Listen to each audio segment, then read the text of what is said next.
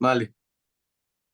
Me da mucho gusto saludar a Toño Mauri. Querido Toño, pues qué gusto volver a verte, qué gusto volver a saber de ti. A ver, cuéntanos, ¿cómo has estado?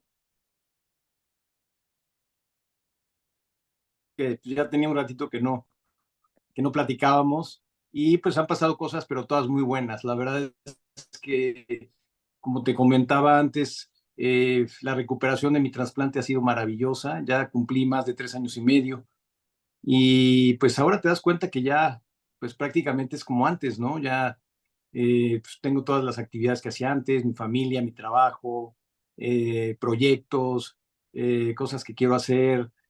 O sea, ya entras a la dinámica del día a día, ¿no? Y muy contento, muy contento, ¿no? Con muchas bendiciones, muchas cosas que han llegado a mi vida en estos 3 años y medio. Y pues muy agradecido con Dios por esta nueva segunda oportunidad, ¿no?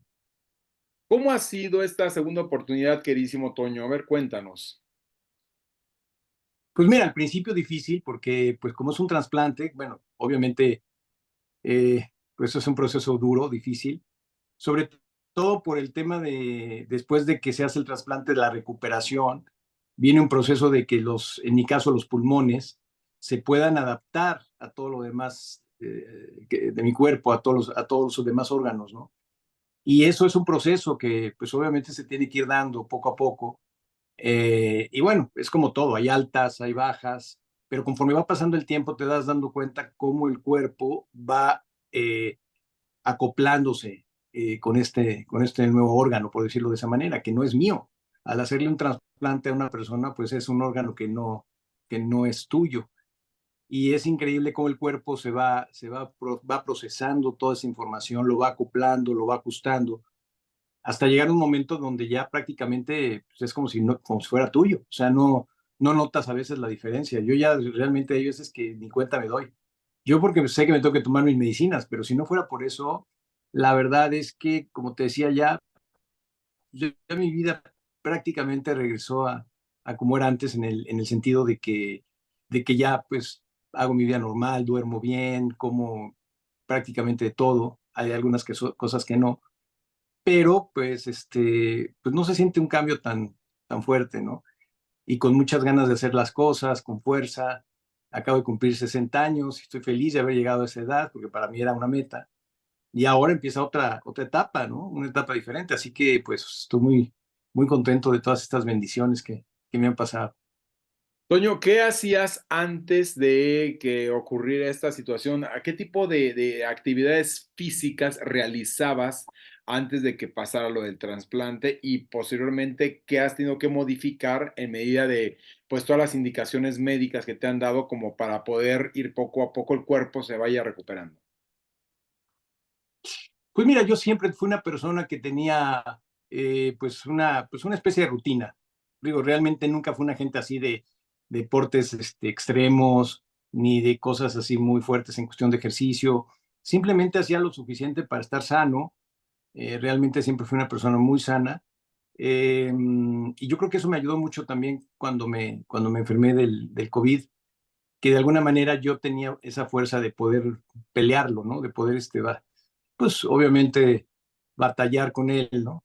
Este, nunca tuve una rutina especial de ejercicio. La verdad es que a veces yo vivía al día y el tiempo no me alcanzaba.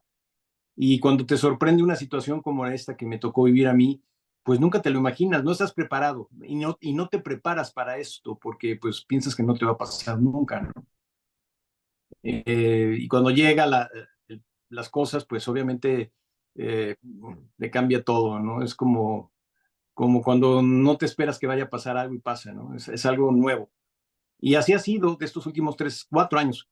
Ya cumplí 3 años y medio del trasplante, pero de que empezó toda esta historia, pues ya son 4 años y medio casi. Entonces, pues es un proceso, el antes y después, ¿no? Ahorita, obviamente, viene después de todo lo que pasó, vino el trasplante y eso pues es un antes y un después. Ya a partir de que tienes un trasplante, pues todo te cambia. Cambia tu rutina, cambia tu alimentación, pues cambia prácticamente todo, ¿no? Yo digo que vuelves a nacer porque prácticamente tienes que volver a aprender a partir de cero. Eso es lo que yo veo. Pero es un proceso muy interesante porque dentro de todo estás consciente de todo lo que sucedió antes, ¿no? Y lo que era la vida antes. Entonces tienes un punto de comparación de qué pasó y qué está pasando ahora, ¿no? Entonces te das cuenta efectivamente que es un cambio muy fuerte porque pues al tener esta segunda oportunidad te das cuenta de cosas que hiciste antes o dejaste de hacer y que ahora tienes esa oportunidad de poderlas hacer y las que ya hiciste que no te gustaron, pues también dejarlas ya atrás, ¿no? O sea, es un cambio de vida, un cambio de vida general, es una oportunidad en todos los sentidos, una oportunidad nueva. eh, y pues quiero aprovecharlo lo más posible, ¿no? O sea, lo que vaya a durar, no sabemos si va a durar 5 minutos, no sabemos si va a durar una semana, un año, 10 años, eso no, eso solo Dios lo sabe, ¿no? Pero que todo el tiempo que tenga yo a partir de estos 3 años y medio, pues para mí son extras, ¿no? Es como pues un regalo más, ¿no? O sea, algo que quizá ya no hubiera podido yo vivir y aquí estoy prácticamente disfrutando de cosas maravillosas que me están pasando, ¿no? ¿Qué fue lo que dejaste de hacer, querido Toño, que te diste cuenta al paso de los años y después de esta terrible enfermedad que dijiste, no, ahora tengo que dedicarme más a mí o a mi familia? ¿O qué era lo que dejaste de hacer? ¿Qué no Pues mira, hacías? yo siempre crecí en un ambiente artístico de mi carrera, de todo lo que yo hacía, la televisión te absorbe y pues te hace vivir también alrededor de todo ese ambiente, ¿no? Los eventos.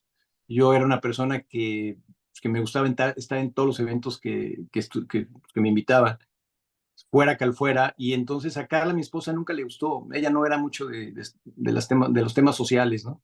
Y a mí me encantaban. Entonces yo sí entré en una dinámica de estar en un evento acá y un evento allá. Ya para ese entonces vivíamos en Miami, entonces pues imagínate el ir y venir, viajar, pues hacía que me perdiera las cosas importantes, ¿no?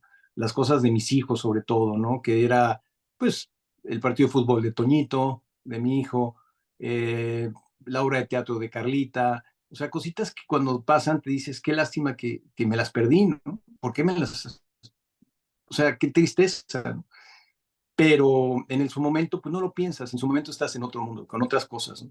Y entonces sí había un cambio muy fuerte en ese aspecto, porque, pues como te decía, yo vivía en un mundo un poquito más distraído, más social. Mi propia carrera me absorbía, ¿no? O sea, cuando me tocaba entrar a hacer una telenovela, pues estás hablando que pues, te metías un año para poder prácticamente hacer una novela, ¿no? Entonces, pues yo empezaba una, acababa una, empezaba otra, y así me fui ligando. Gracias a las novelas, pues me vine a Miami, porque me invitaron a hacer una novela aquí, y cuando llegué aquí, pues me quedé. O sea, vino otra y otra y otra, y ya después de la tercera dije, yo aquí me quedo. Ya venía yo con mi familia.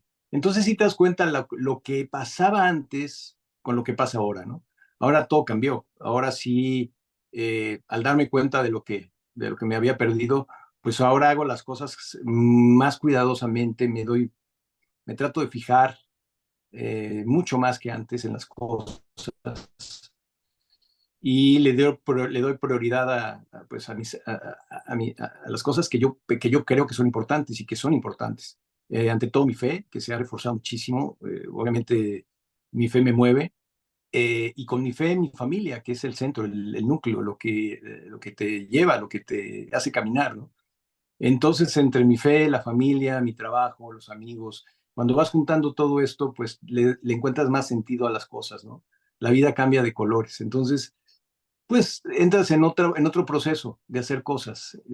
Empiezan a cambiar la manera de ver las cosas, de qué quieres hacer, y te das cuenta que el tiempo es oro, es básico. O sea, al no saber cuánto tiempo nos queda, pues obviamente no podemos pues, programarnos para hacer tantas cosas, pero sí tienes esa necesidad de querer hacerlas, ¿no? O sea, yo me quedé con muchos proyectos que me hubiera gustado hacer y otros que, gracias a Dios, a partir de que me recuperé, he podido hacer. Entonces, me doy cuenta que sí hay algo que ya definitivamente sabes que va a pasar y tiene que pasar, ¿no? Y ahorita te digo, estoy aprovechando mucho este momento porque se han dado las cosas a nivel familiar, a nivel de trabajo, a nivel de salud. Entonces entras en ese día a día y eso también te hace sentir mejor, ¿no? Ya no tienes que estar en una cama todo el tiempo acostado, recuperándote, ya estás prácticamente activo y con ganas de hacer cosas, ¿no? Ya te das cuenta que realmente pues vas a vivir una vez, el tiempo se va a ir, ya no regresa, entonces le echas mucho más fuerza a todo, ¿no? Lo ves de otra manera, lo ves diferente. Toño, una pregunta, ya se comentó mucho esta situación de que había sido producto del COVID, que lamentablemente perdiste tus pulmones, ¿fue esto o no?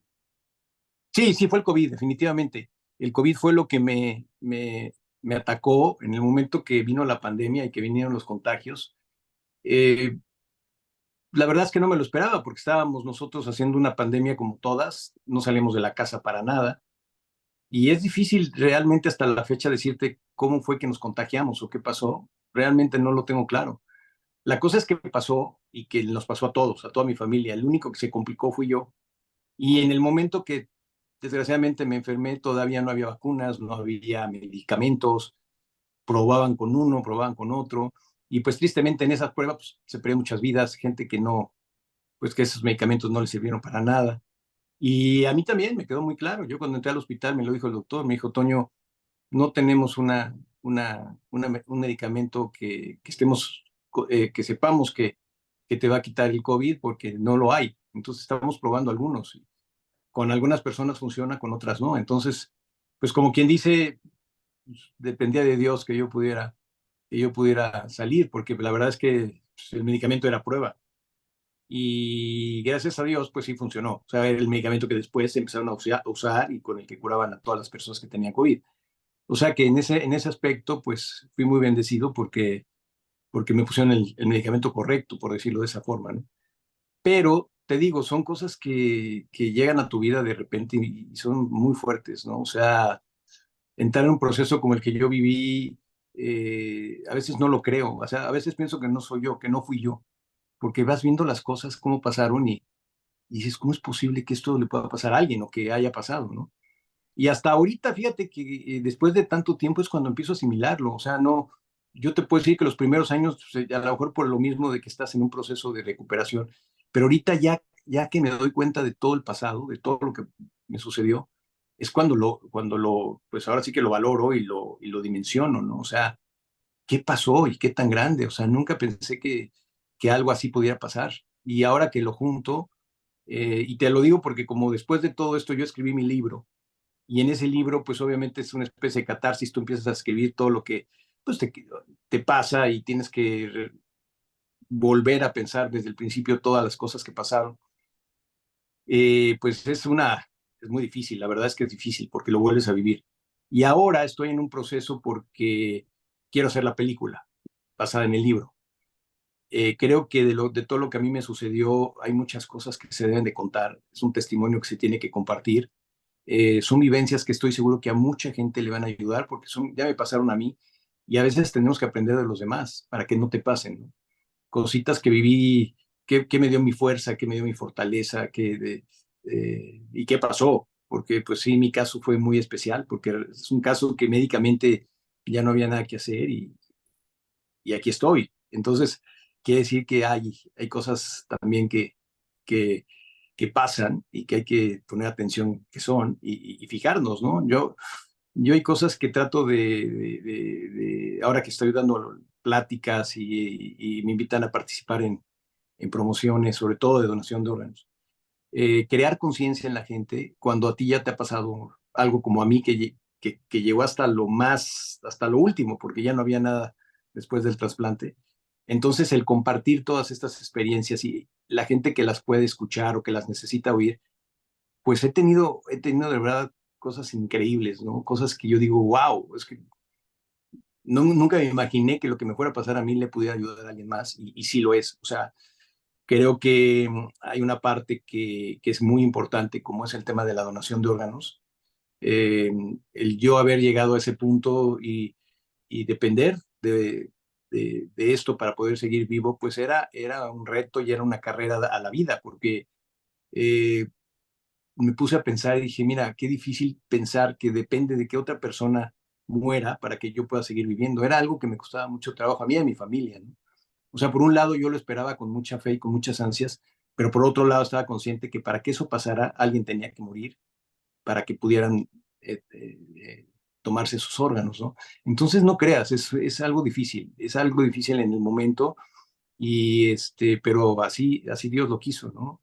Yo en todo ese tema que he platicado, que escribí, que voy a hacer ahora en la película, eh, cómo fue y cómo es el tema de los trasplantes de órganos. Es impresionante.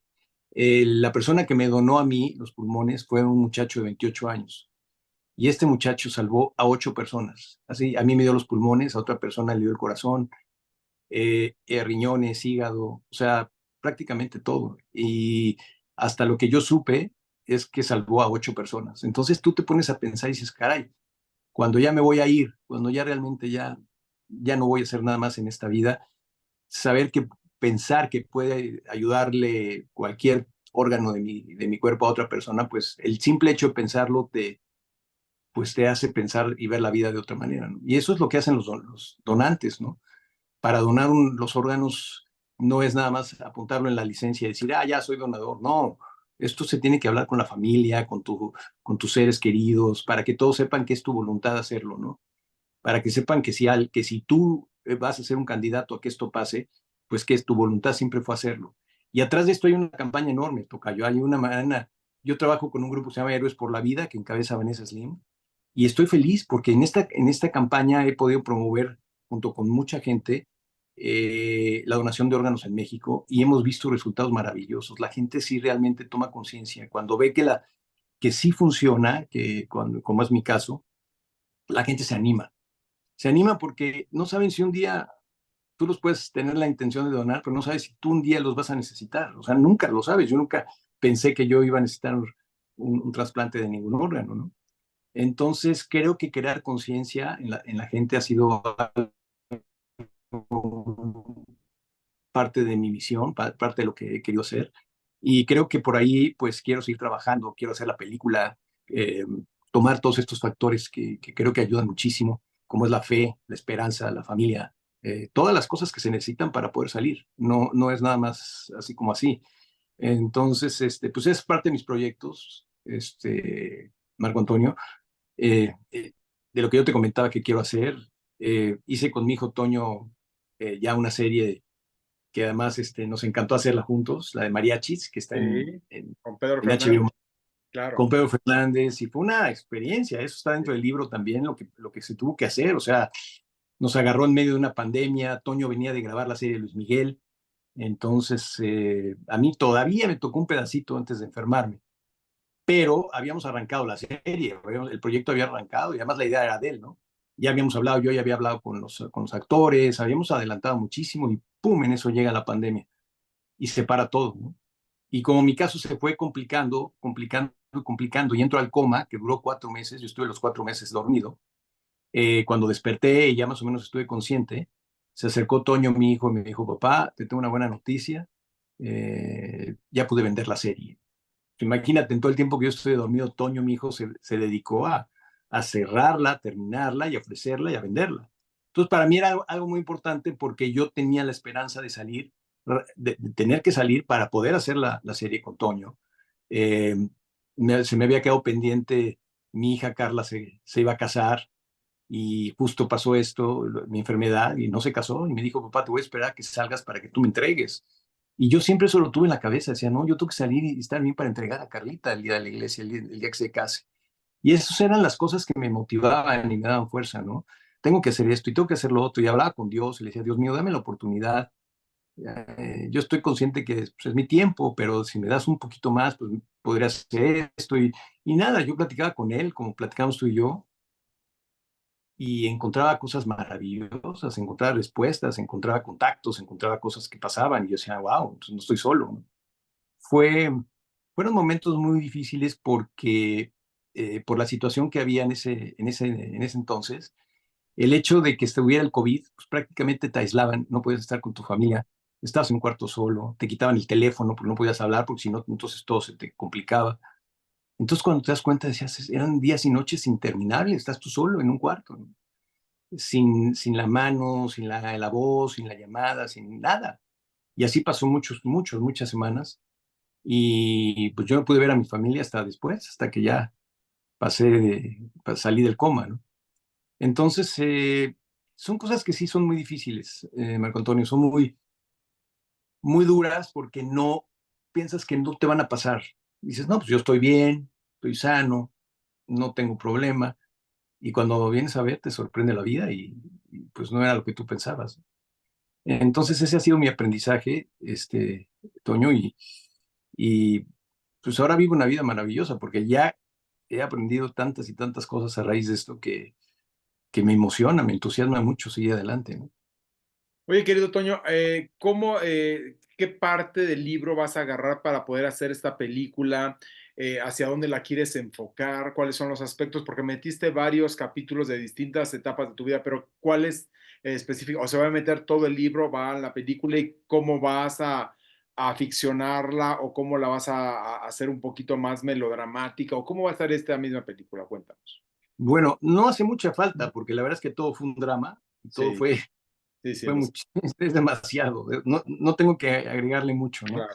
El libro es muy pequeño, pero está muy bien, eh, Escrito, acomodado, ¿no? claro, sí. Está muy bien acomodado. Alejandro Pacheco, que fue mi escritor, fue un trabajo maravilloso porque nos acoplamos, él entendió perfectamente cuál era el sentido del libro y hizo un trabajo extraordinario. Cuando Alejandro me entregó ya el borrador de todo, era espectacular porque era como yo lo había pensado, ¿no? Y como fue. Y entonces el libro empieza con parte de mi vida, porque pues, no todo el mundo me conoce, entonces pues es la vida de cualquier persona, ¿no? Empieza el libro cuando mis padres se escaparon de Cuba, cuando la revolución mi padre tuvo que escapar, que mataron a todos sus amigos, eh, y viene ese proceso de que sale mi madre, se juntan en México, y gracias a eso pudimos nacer nosotros, ¿no? Yo tengo dos hermanas, Graciela y Fefi, somos tres, yo soy el mayor. Entonces cuento en el libro el principio de mis padres cuando salieron de Cuba, luego me paso a otro capítulo de cómo salió Graciela para hacer Mundo de Juguete, que fue un concurso que había de Capulina en esa época y por un error de mi mamá se equivocó de fila y la puso en lugar de que fueran a la fila del público, se formó en la fila de inscribir a la niña que estaban buscando para hacer la novela sin saber. Y pues mira, ese es el destino, eso le tocaba porque entró al concurso por error, ganó y llegó hasta la final. Entonces así fue como Graciela hizo esa novela y lo digo en el libro porque como todas esas son las cosas que van marcando la vida, de mi vida en particular, pues entonces hice como un conteo un repaso más que nada de estas cosas, cómo conocí a Carla, que es mi esposa, cuando nos conocimos, yo todavía estaba en Fresas con Crema, la conocí en Televisa, en XETU, entonces cuento un poco más de mi vida para dar un aspecto de una vida normal, porque la verdad es que fue una vida común y corriente, ¿no? Una vida cualquiera de alguien que le toca pues, estar en el medio y que me encantaba estar en el medio. Gracias a Graciela. Digo, la verdad es que todos caímos ahí después de que Graciela hizo Mundo de Juguete, ¿no?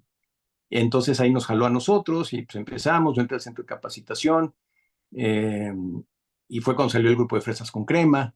Todo eso lo cuento en el libro breve, ¿no? Para poder no hacerlo Ujú. muy hasta llegar al punto donde viene el COVID y viene la época de la pandemia, y ahí es donde ya me meto en la parte dramática, por decirlo así, de la historia, y de ahí me sigo, de ahí ya arranco con todas las cosas como se fueron dando, los momentos difíciles, los momentos más, no puedo decir buenos porque no hubieron buenos, no hubo ningún momento que yo te pueda decir, wow, este momento fue increíble, más, o sea, todo fue drama, y cada vez más, hasta llegar a lo que pasó, ¿no?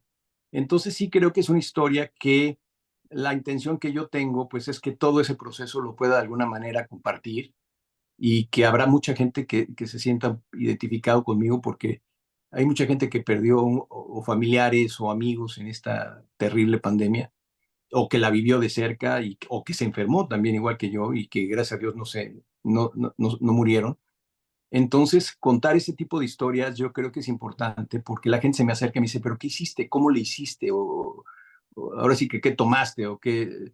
Y aquí, Marco Antonio, aquí solamente hay una cosa y yo lo resumo. O sea, realmente lo que a mí me hizo salir y lo que me dio la fuerza fue mi fe, totalmente mi fe, porque yo me aferré a mi fe en el momento que yo entré desde el principio a esto y al ver que yo estaba solo, inmediatamente busqué a Dios y le dije, por favor, dame la mano y llévame, tú acompáñame, ¿no? Porque no sé a dónde voy, no sé qué va a pasar.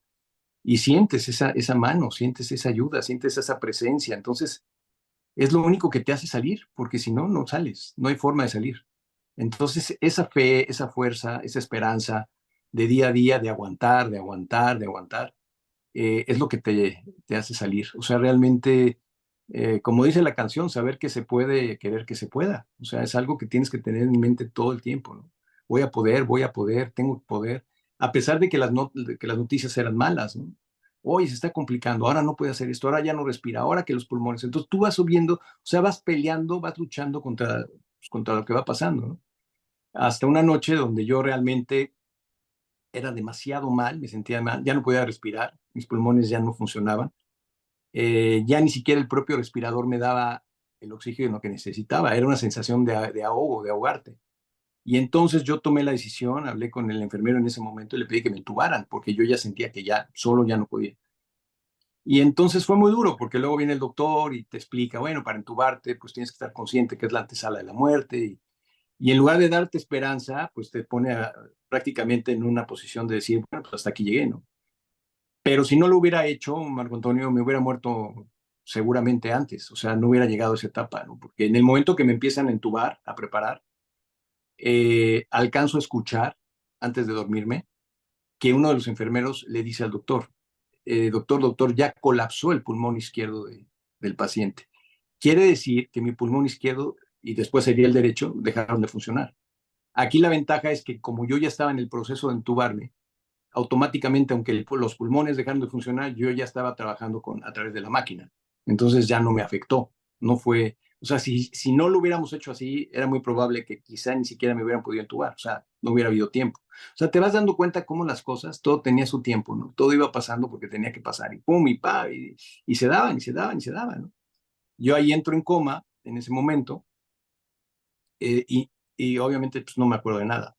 O sea, te digo, pasaron 4 meses donde estás dormido y cuando despierto, pues nada, me acuerdo que vi a mi esposa, Carla, yo tenía una sensación, primero ya tenía la traqueotomía, entonces ya no podía hablar, todo era a través de la boca, ¿no?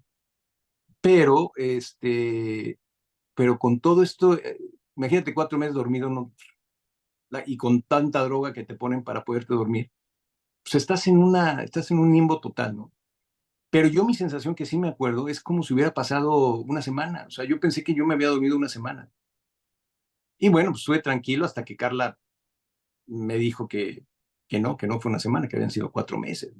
Y ahí fue cuando obviamente sí me pegó muy fuerte, ¿no? O sea, no concebía yo que podía haber estado dormido 4 meses, dormido. Y entonces eso también me dio mucho para abajo. Me costó trabajo salir. Pero gracias a Carla, mi esposa no se separó ni un segundo, o sea, en lo que pudo. Porque acuérdate que en la pandemia no te dejaban tener a nadie cerca. Entonces, pues todo, digo, mis hijos y Carla, pobrecitos, son los que sufrieron todos los 4 meses de angustia, ¿no? Porque todos eran subidas y bajadas. Ahora tiene asepsis, ahora tiene una hemorragia, ahora pues varias veces le hablaron a mi esposa para decirle, señora, no va a pasar la noche. O sea, la vamos preparando para que sepa que las cosas se complicaron y Toño no va a despertar. Y entonces imagínate una noticia así, pues estás prácticamente pues ya, hasta ahí llegar, ¿no? Es, bueno, pues aquí se acaba todo. Y de repente ver cómo las cosas empiezan a cambiar, a cambiar, a cambiar. Y no, señora, pues sabe qué, que ya despertó y además ya se está recuperando. Y obviamente pasaron muchas cosas, Marco Antonio. O sea, es un proceso demasiado largo, por eso yo lo cuento así en el libro, porque no era nada más que despertara bien y ya, no. Habían cosas que pasaban cuando Carla le avisan que en una de las ocasiones que le dijeron que yo estaba a un par de horas de morirme, pues lo primero que hace Carla es buscar a un sacerdote, ¿no? Y decirle, bueno, pues voy a que le pongan la unción a Toño, pero era muy complicado porque todo estaba cerrado, no dejaban entrar a nadie. Y más, yo estaba en un lugar donde no podía entrar nadie. Claro. Entonces, desafortunadamente, Carla pues no encuentra sacerdotes ese día. No había nadie que pudiera ir a darme la unción, a ponerme los santos óleos. Y entonces, pues la verdad estaba muy triste. Y de la nada sonó su teléfono, no tenía número, decía no caller ID, o sea, no había un número de donde estuvieran llamando. Y era un sacerdote. Y le dijo el sacerdote a Carla, le dijo, señora, me pidieron de la arquidiócesis de Miami que le hablara a usted porque estaba buscando sacerdote para ponerle la unción a su esposo, ¿no? Entonces Carla se puso feliz porque dijo, wow, esto es, veo, para nosotros y nuestra fe era algo muy importante, ¿no? Es algo muy importante. Y entonces ella, pues, dentro de esa llamada, pues inmediatamente le da los datos. Oiga, mi esposo está aquí y le empieza a decir más o menos dónde estoy yo. Y el padre le dice, ah, ok, ese lugar ya me lo tengo bien conocido, le dice el padre. Y entonces, pues nada, voy para allá, Carla estaba con mi hijo Toño, digo, por lo menos hay esperanza de algo, ¿no? No era esperanza de que yo me salvara o que, obviamente no, pero era la esperanza de saber que yo ya, pues, pasaba esta etapa para irme, ¿no? Y entonces Carla, pues, llama al hospital para que dejaran entrar al padre, porque no podía entrar nadie. Y teníamos una enfermera que era la que me cuidó toda la vida, Marlene, me cuidó todo el tiempo, pero como si fuera yo su hijo. Y entonces Carla le habla a Marlene, mi enfermera, le dice, Marlene, ya conseguí un sacerdote, ya va para allá. Entonces te voy a pedir, por favor, que lo dejen pasar y que lo lleves hasta donde está Toño. Y Marlene le dice, Carla, me da muchísima pena, pero el padre no va a poder entrar porque el hospital está cerrado. El hospital a las 6 de la tarde por la pandemia, por el COVID, se cierra, no puede entrar nadie. No hay forma de entrar. No, no me digas eso, pero es que era como algo muy especial. Sí, Carla, lo sé. Bueno, total, pues nada, entonces Carla pues está con mi hijo Toño y le dice, oye, ¿cómo le hacemos para avisarle al padre que no vaya? Porque no lo van a dejar entrar. Y Toño le dice, mamá, no vas a poder hablarle porque no hay número en el teléfono, no tienes a dónde llamarle. No apareció el número. Entonces, bueno, pues nada, me da que qué pena, va a ir, no lo van a dejar entrar. Bueno, pues total, pasa un par de horas y vuelve a sonar el teléfono. Y era el padre. Señor, habla el padre Roberto. Nada más quiero decirle que ya estuve con su esposo y ya le puse la unción a su esposo. Su esposo está entalado. Le empieza a decir los detalles de dónde estoy yo para que Carla sepa que efectivamente que él estuvo ahí, ¿no? Entonces Carla, pues obviamente, pues dentro de la tristeza le da mucha alegría, ¿no? Decir, bueno, wow, gracias Dios mío porque me concediste este deseo, ¿no? Total, el doctor a las 6 de la mañana le llama por teléfono y le dice, señora, le hablo para decirle que su esposo no solo pasó la noche, sino que está reaccionando, o sea, está empezándose a recuperar. Cuando él fue el que le dijo que tenía 2 horas nada más de vida, ¿no? Entonces, bueno, pues ya la felicidad ya te imaginarás. Entonces Carla llama a la enfermera para darle las gracias por la atención. Oye, Marlene, que muchísimas gracias que dejaste entrar al padre, que pudo ver a Toño. Y Marlene, la enfermera, le dice, Carla, perdóname, pero mira, yo estuve ayer de guardia, me tocó a mí, y aquí no vino nadie anoche. Entonces Carla dijo, sí, Marlene, el padre me habló, me dijo dónde estaba la cama, me dijo, que yo tenía un rosario, tenía una imagen de la Virgen de Guadalupe, todo eso se lo dijo el padre. Y Marlene le dijo, Carla, perdóname, no, es que no vino nadie, no, yo estuve aquí. Entonces Carla se confundió, porque, pero entonces, ¿por qué el padre me dijo y no fue el padre? O sea, tenía esa confusión, ¿no? Entonces, en ese mismo día, un poquito más tarde, va Carla, mi esposa, va a la misa de ese día y se encuentra a su hermana y le platica. Dice, oye, Mónica, fíjate qué cosa tan curiosa me pasó ayer. Fíjate que me habló un padre, ta, ta, ta, y empieza a contarle la historia a su hermana. Y al final la hermana, sin saber nada, le dice, oye, qué curioso. Este, pero hay una historia que te quiero platicar. Cuando el arcángel San Rafael, que es el arcángel de los enfermos, los va a visitar a algún enfermo, pasa desapercibido, nadie se da cuenta. Pasa como enfermero, pasa como de la limpieza, o sea, nadie lo ve, pero llega hasta donde está la persona y hace lo que tiene que hacer o lo que quiere hacer. Y entonces, pues eso hizo pensar a Carla, ¿no? Dijo, oye, pues suena como que fuera el padre. Y entonces su hermana le dice, pero fíjate que hay una cosa muy peculiar del arcángel San Rafael. Él tiene una frase clásica.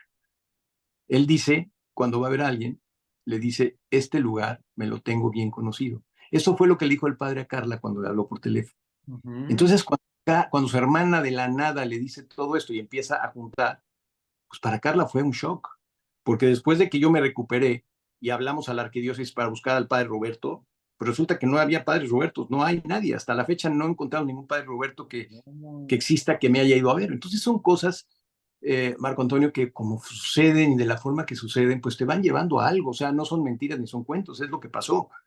Entonces, cuando vas analizando todas estas cosas, cómo sucedió, cómo llegué, o sea, cómo fueron pasando todas, te das cuenta y A veces no me gusta decirlo de esa manera, pero definitivamente yo sí creo que esto fue un milagro. O sea, ahora te lo puedo decir que estoy convencido que lo que me pasó a mí es algo que no se puede explicar, porque cuando yo salí del hospital y hablé con mis doctores y los fui a ver y me vieron, no lo podían creer, porque decían, Antonio, estuviste 4 meses en coma, tienes un trasplante en pulmones, dice, tu expectativa de vida era cero, 0,0,0,1. Ujú.